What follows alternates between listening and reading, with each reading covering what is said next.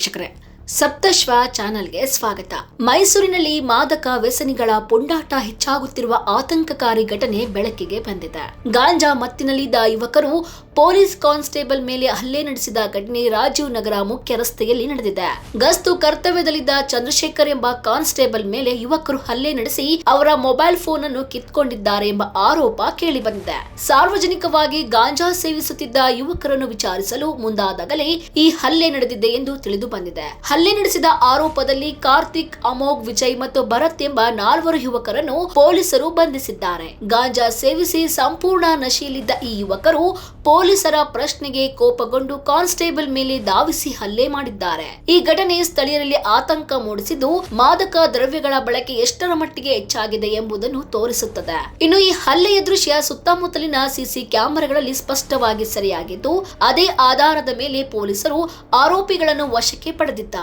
ಘಟನೆಗೆ ಸಂಬಂಧಿಸಿದಂತೆ ಹೆಚ್ಚಿನ ತನಿಖೆ ಮುಂದುವರೆದಿದ್ದು, ಮೈಸೂರಿನಲ್ಲಿ ಮಾದಕ ವ್ಯಸನ ನಿಯಂತ್ರಣಕ್ಕೆ ಕಠಿಣ ಕ್ರಮ ಅಗತ್ಯವೆಂಬ ಒತ್ತಾಯ ಸಾರ್ವಜನಿಕ ವಲಯದಲ್ಲಿ ಕೇಳಿ ಬರುತ್ತಿದೆ.